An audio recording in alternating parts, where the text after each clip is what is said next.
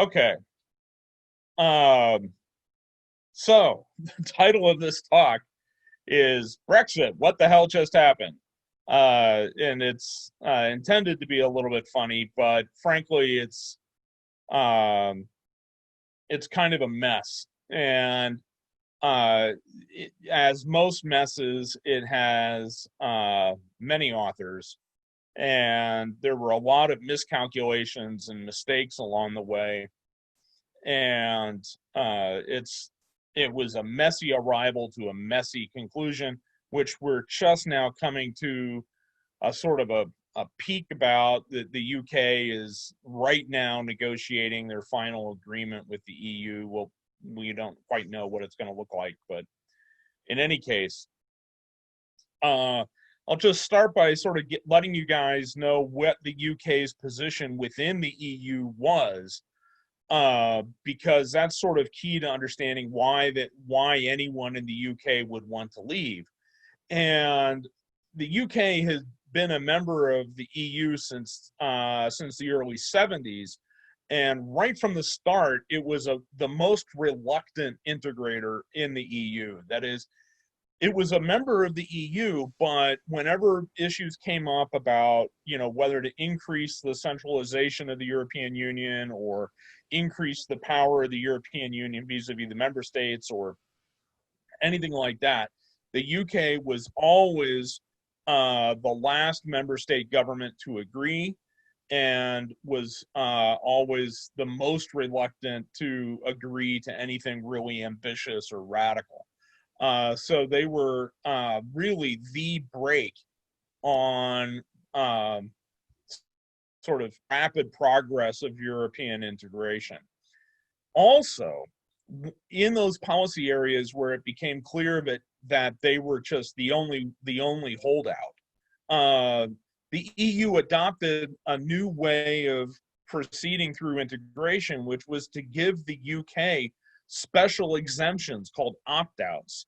And so there were a number of policy areas where the UK had negotiated special exemptions and opt-outs from EU policy. So the UK wasn't actually obliged to be fully participant in EU immigration and customs policy. The monetary union, so the euro currency, the UK never adopted the euro. There was a Charter of Fundamental Human Rights that was integrated into the European Union Treaty, ironically based on a document written by the British government immediately after World War II, and the British decided they didn't want to sign it now. Hello? Was that just feedback? Okay. And they decided they didn't want to sign it anymore, and so they opted out of that. And then they opted out of Justice and Home Affairs policy, which has to do with like law enforcement and stuff like that. They also objected to having to contribute the same budget contribution. Every EU member state donates an amount to the EU's overall budget that is more or less proportional to that country's economy, the size of that country's economy. The UK had argued that since the EU spends about 80% of its budget on agriculture subsidies and rural development, and the UK was overwhelmingly urban and had the smallest agriculture sector in Europe, that they shouldn't have to contribute as much money. And so they got an opt-out of that too. So even before Britain left the EU, they got all this special treatment, including this rebate, on their budgetary contributions. So the per person contribution to the EU that UK taxpayers were making was smaller than the per person contribution of most of the other wealthy member states. If I think it was actually the smallest of any of the wealthy member states, but I'd have to check the numbers on that.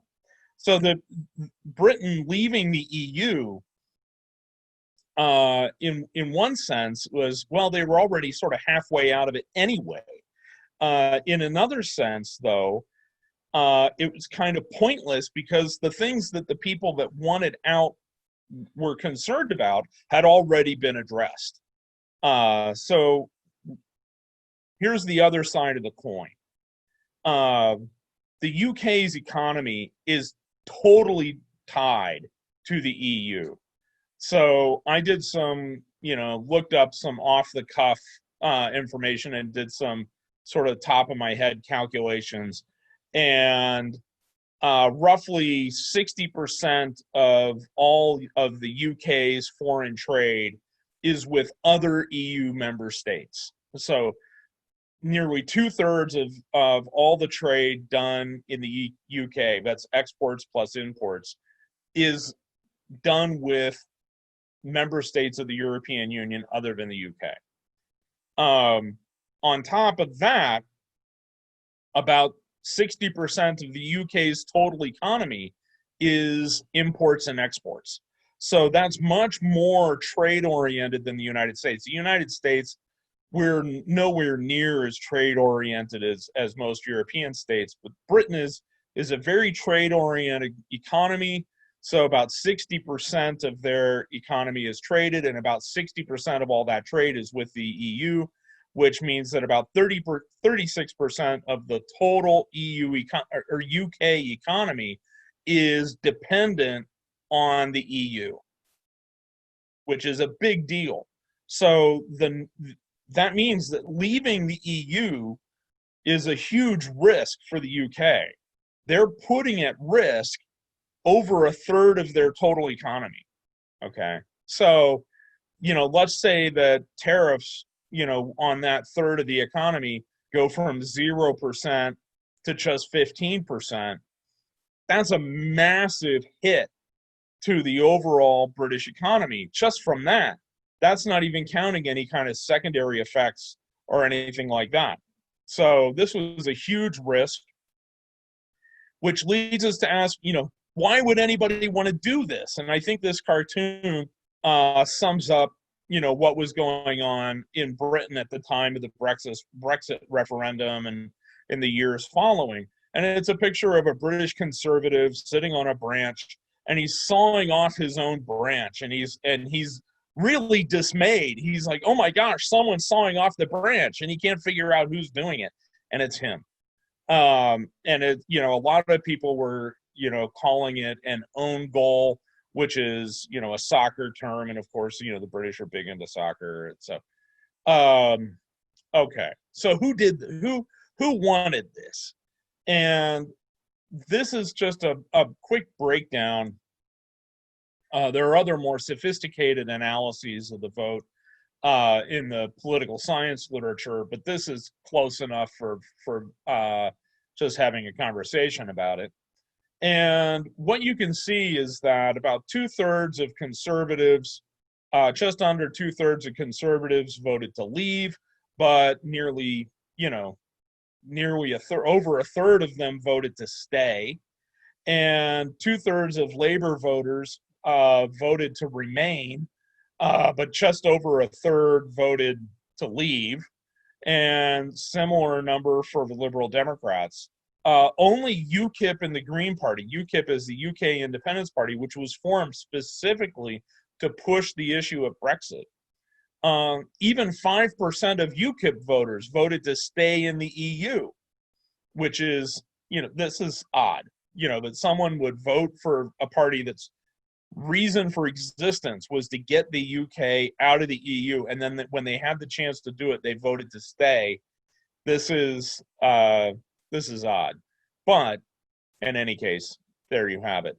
If you look at the age breakdown, you can see that by age group, really this was, a generational divide. That the only age groups that were majority in favor of leaving were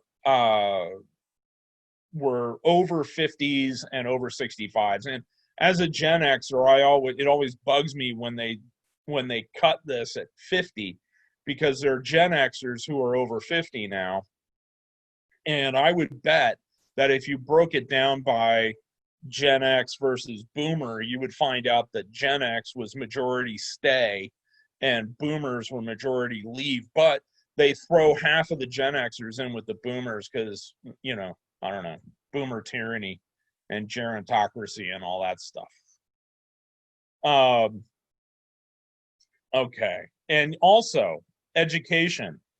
The higher level of education you have, the more likely you were to vote Remain. And so this is going to start looking familiar for a lot of people. We'll look at the next slide. The party positions were confused. As I showed you in the previous slide, the percentages, both major parties, the Conservatives and Labor Party, were split about 2/3, 1/3. So there were significant minority factions within both parties. And part of this was driven by the fact that most conservatives were voting Leave, but the leader of the Conservative Party was advocating voting Remain. So the party was controlled by a pro-EU politician, even though majority of the party rank and file were anti-EU. Okay. Labor had the same problem. 2/3 of Labor voters voted to stay in the EU, but the leader of the Labor Party was a guy named Jeremy Corbyn, who was an old school leftist of the 1960s variety, who had been suspicious of the European Union from the start because he saw it as a capitalist conspiracy. Which is interesting because the conservatives who wanted out of the EU saw it as a socialist conspiracy. And so you had people on the far left and the far right both hating the EU for opposite reasons. In any case, so you had an anti-EU leader of the pro-EU party and a pro-EU leader of the anti-EU party. The only parties that had any serious amount of representation in British society, in British legislatures, that were unambiguously pro-EU were the Liberal Democratic Party and the Scottish National Party, and they're both very minor parties. And so their impact on the overall referendum was not huge. Okay, so here is a map of the referendum result shown geographically. Yellow indicates the Remain vote, the people that wanted to stay in the EU, and blue indicates the Leave vote. And if you're familiar with British geography at all, right off the bat, you can see that Brexit is essentially an English phenomenon. The Scots, this is Scotland. This boundary here corresponds almost exactly to the boundary between Scotland and Britain. In fact, it is exactly the boundary between Scotland and Britain. And so Scotland voted to stay in the EU pretty substantially. And you can see, that most of the Leave vote was in England. There was some exceptions. There were some Remain voters around London. This yellow splotch in the lower right-hand corner of England, that's the London metropolitan area and the Thames River Valley. The Thames River Valley is full of sort of upscale suburbs and exurbs and college towns like Oxford and things like that. And it's pretty much pro-EU territory.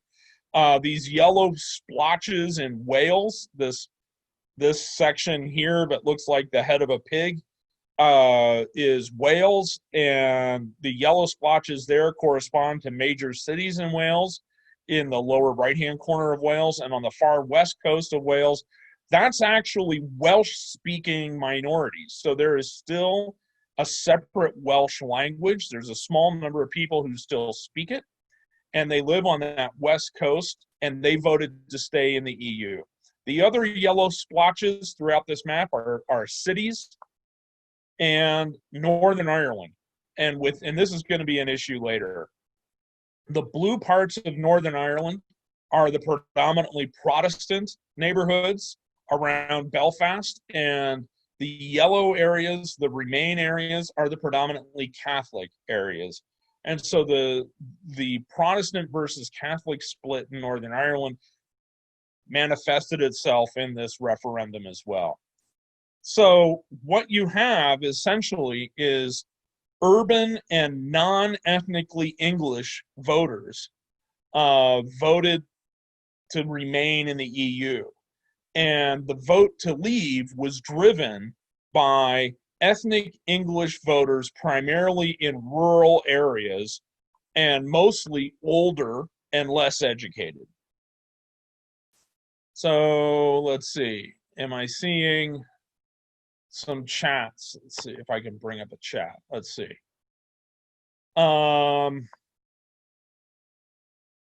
Is already independent. This white area is the Republic of Ireland. Northern Ireland was split off because at the time that Ireland became independent, it was majority Protestant. Now it's close to 50-50, but probably slightly majority Catholic. But the Protestant demographic in Northern Ireland is shrinking and aging, and the Catholic demographic is growing and is younger. And so the future in Northern Ireland is it will be majority Catholic as well soon. And more on this Irish issue in a second. So what was driving this? A lot of what was driving this was fear about immigration, okay? About a third of the people who said they voted to leave the EU said that they did so because of the immigration issue, okay? Which is interesting for a couple of reasons. First, they claimed, the people that voted this way said that they did so because they thought that the UK was only allowing immigrants into the country because the EU was making them allow immigrants into the country.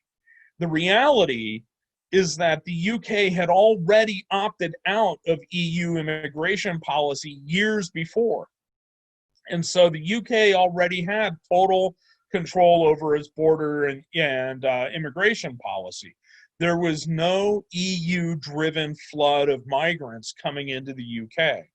In fact, the UK also had the right, because of a 2004 EU law, that allowed any member state to repatriate any immigrant from any other EU member state after 3 months if they couldn't find a job. So the idea that maybe that, you know, this was something that Farage, the leader of UKIP, would often say, is that there were massive numbers of East European migrants coming from the less wealthy east part of the EU coming to the UK and living on welfare.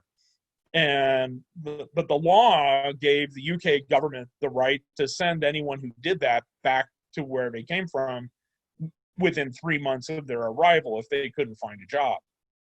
And so that was just, you know, most of the anti-immigrant connection to the Leave vote was based on essentially nonsense.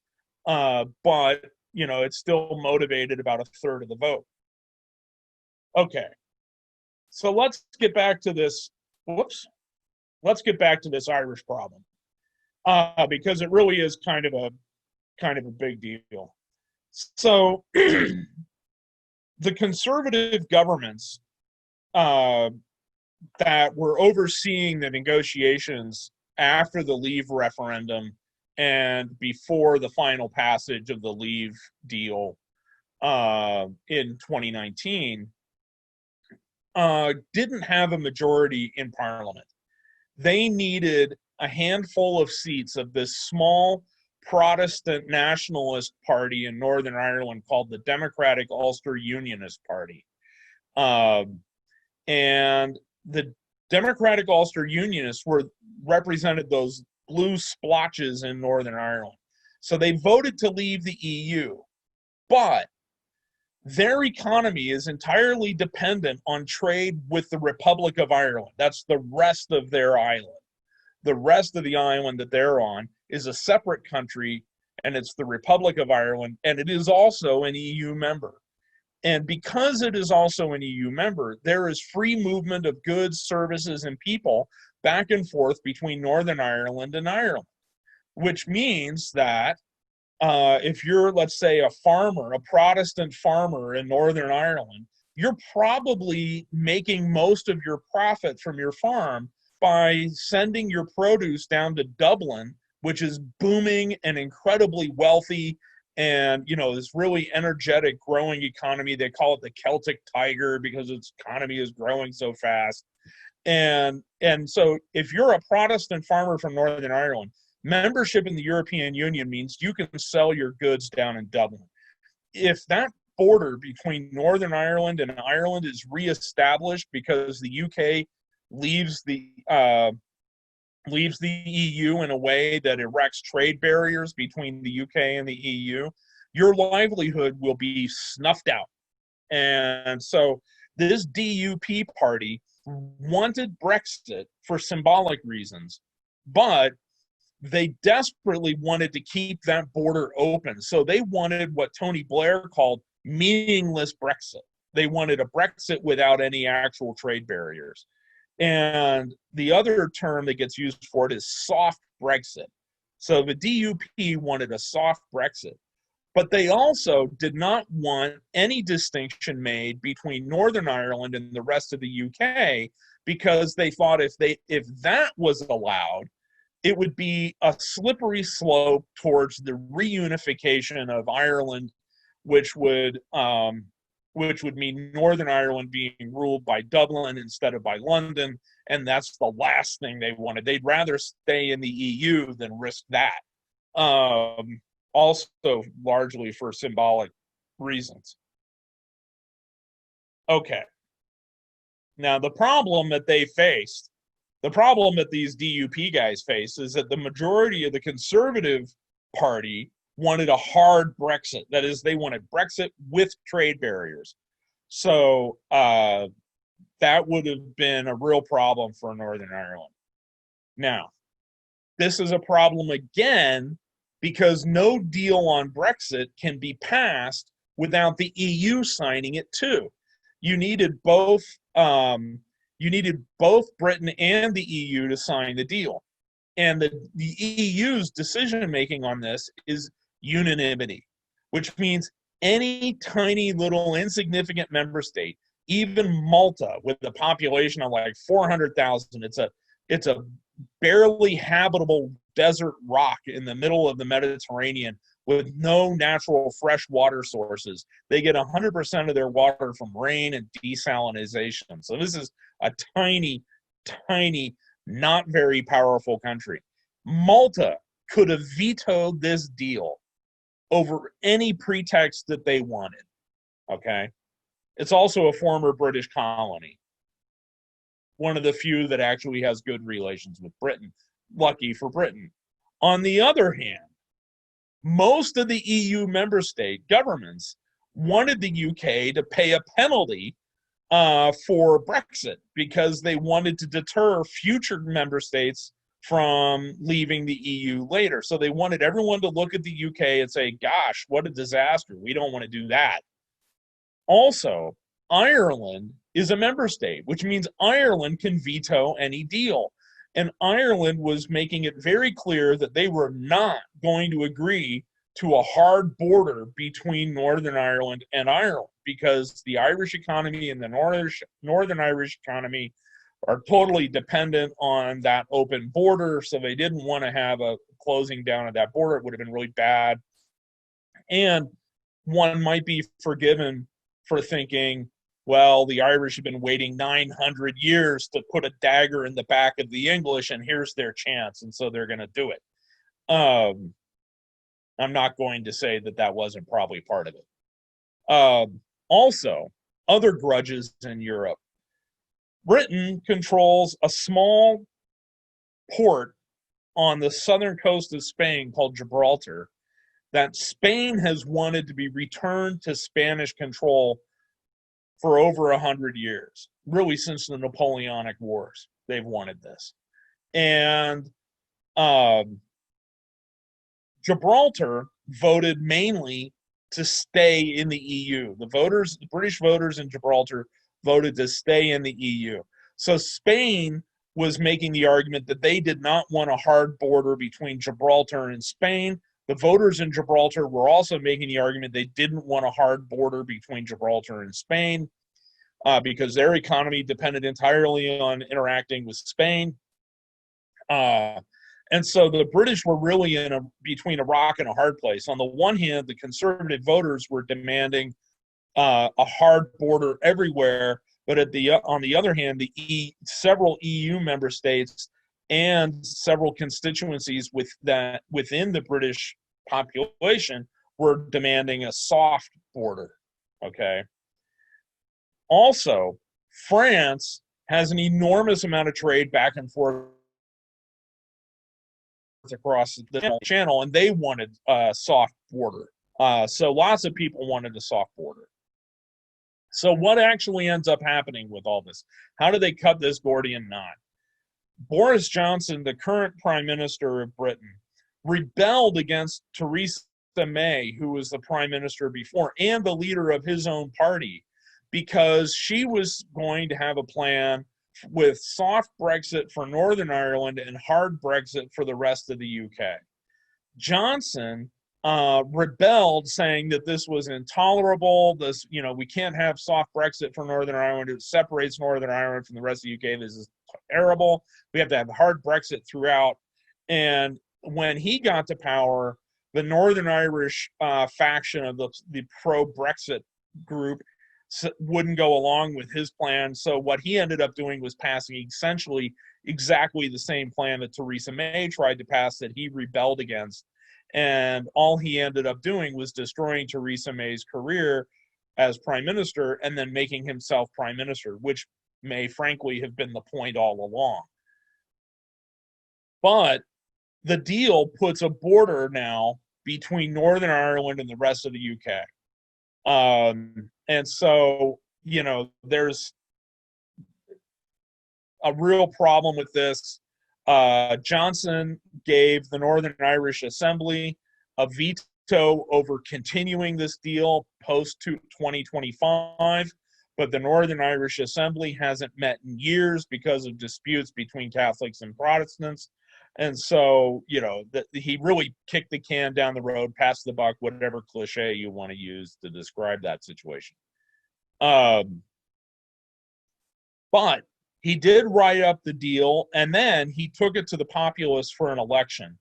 And the map on the left is the Brexit referendum vote, and the map on the right is the 2019 election results. And you can see it's basically the same. That the same areas that voted Brexit, that voted for Brexit during the referendum, were voting conservative for the most part, voting conservative in the 2019 elections. There were a handful of areas where you can see that switched from being pro-Remain to voting conservative, but that was largely because Jeremy Corbyn completely failed to unify the pro-Remain parties in the British system. This table shows the vote share and seat share from the 2019 election. The third column shows the difference between the 2019 election and the previous election. What you can see is that the Conservatives got about 43.5% of the vote, but ended up with 56% of the seats. And the reason for that is because Britain uses a single member district electoral system, just like the United States does, but they have more than two parties. And so the result is these extra parties, these third parties, like the Liberal Democrats, ended up being spoilers. So you can see the Liberal Democrats got 11.5% of the vote, but only got 1.5% of the seats.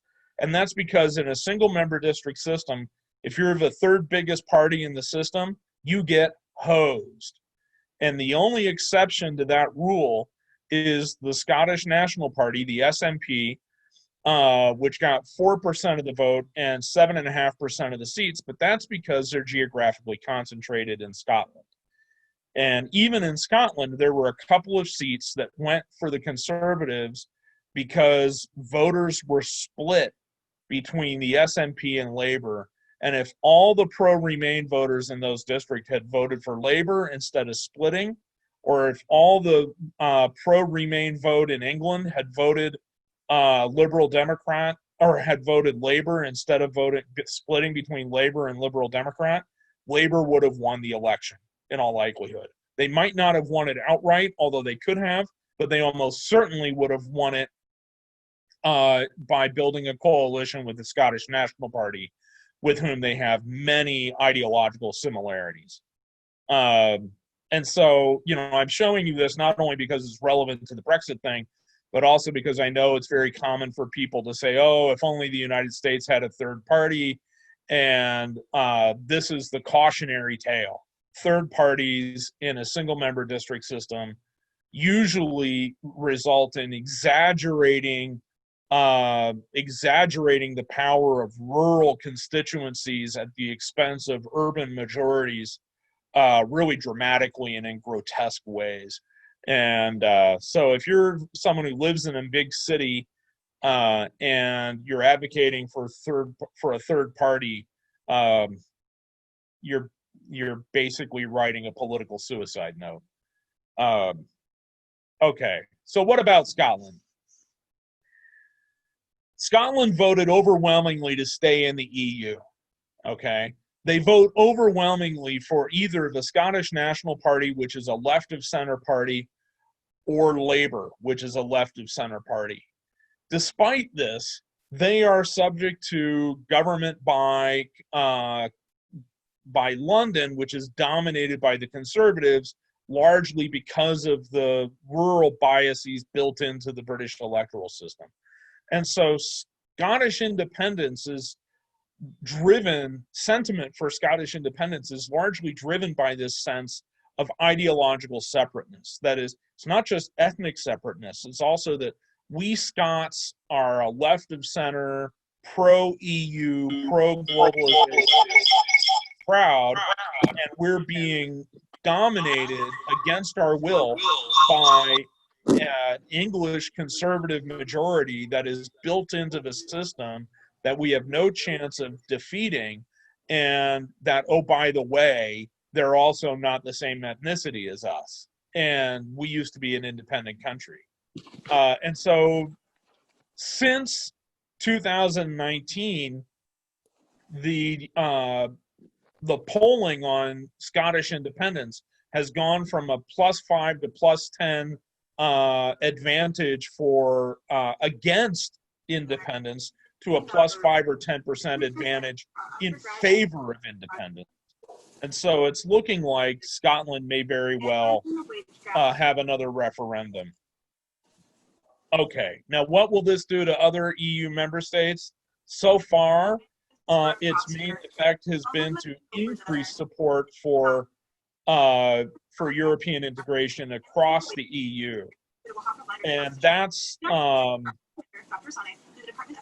okay, somebody's got their mic on and I can hear their side talk. So please. The median earnings of men. Despite the Thank you. So the you can see here support for integration is really high. It's above 50% in most of the member states. And even where it's not above 50%, the percentage that actually wants to leave is far below 50%. And so there's really no indication that there's going to be any kind of continued departures from the EU. Right now, the UK and the EU are at an impasse over how to manage the exit. The UK has officially left the EU, but the final trade agreement and treaty governing the relationship between the UK and the EU is only just now coming to a conclusion. So we don't know exactly what it's going to look like. About 12 hours ago, there were reports that there had been some sort of diplomatic breakthrough, but nobody really knows what it is yet. Essentially, what the UK wants is they want to have their cake and eat it too. They want total access to EU markets. They want unrestricted access for British citizens in the EU, but at the same time, they want to put up barriers to protect British industries against EU competition, and they want to be able to prevent EU citizens from relocating to the UK for work. The EU wants a full customs union with the UK. In other words, the EU wants soft Brexit. What they want is the UK to abide by EU regulations, be in full customs union with the EU, but not be a member of the EU. The British Conservatives who currently govern the UK are saying that that would be utterly pointless. The whole point of Brexit was to get out from under EU regulations. And so the impasse is, you can imagine what the impasse is. And the Conservatives are gambling that the EU is so desperate for trade with the UK that they will back down. And the EU is betting that the UK is so dependent on trade with the EU that they will back down. Now, the advantage, in my opinion, goes to the EU because the EU's decision-making process is unanimous, which means that some member state on the far east of the EU that has very little connection to the UK, who doesn't really care about the outcome one way or the other, can hold the whole thing up just because they're mad about some marginally related issue or something like that. And so the EU's bargaining flexibility is virtually non-existent. So when the EU says this is the deal we want, the UK ultimately is going to have to move in the EU's direction because the EU is incapable of moving towards the UK's position. So that's it. That's the talk. I'll stop sharing the screen and see what kinds of questions we've got.